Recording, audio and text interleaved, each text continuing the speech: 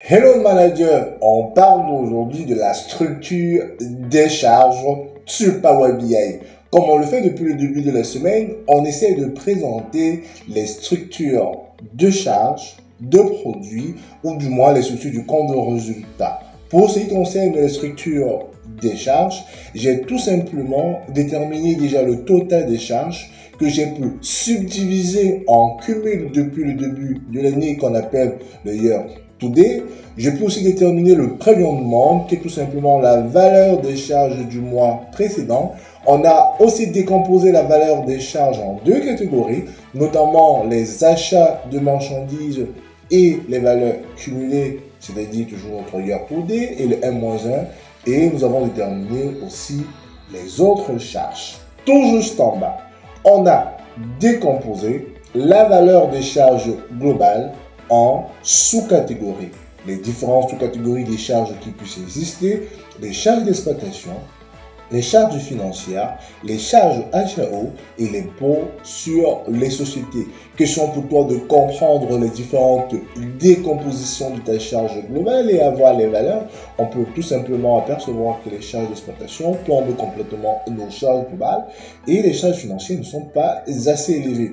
On peut aussi, pour chaque sous-catégorie, avoir le détail, bien évidemment, des éléments qui les composent. Dans nos charges d'exploitation, on peut comprendre que les achats et variations de stock sont bien élevés, juste après suivi des charges de personnel. Les amortissements sont sensiblement élevés.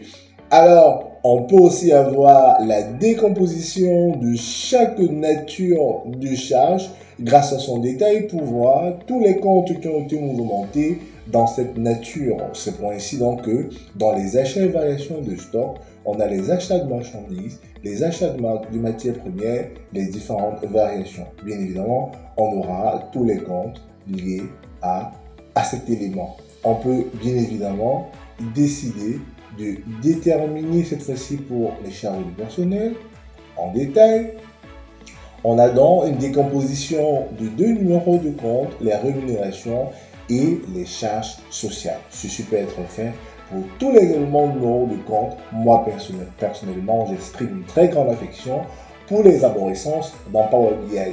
On a aussi, pour éléments comparatifs, déterminés sous forme de graphique, les sous-catégories de charges, attention à l'intitulé, les sous-catégories de charges, où on peut tout simplement apercevoir que les charges d'exploitation sont très élevées par rapport aux autres charges.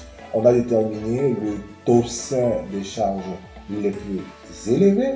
Question de connaître quels sont les comptes qui sont le plus mouvementés dans notre balance. Et pour plus d'aperçus, on a ici juste plus bas le détail de tous les numéros de compte qui ont été mouvementés sur la période sélectionnée. Enfin, déterminer la valeur du mois sélectionné, le cumul depuis le début de l'année et la valeur du mois antérieur à notre sélection. Bien évidemment, notre tableau reste toujours dynamique. Il va vous suffire de choisir un mois. Et ce que j'aime encore plus, c'est ce titre dynamique qui se met à jour, question de nous interpeller sur notre sélection. Je suis Lister Fongan, concepteur de tableau de bord et de reporting, et on se reprend pour notre présentation BI. À très bientôt. Bye bye.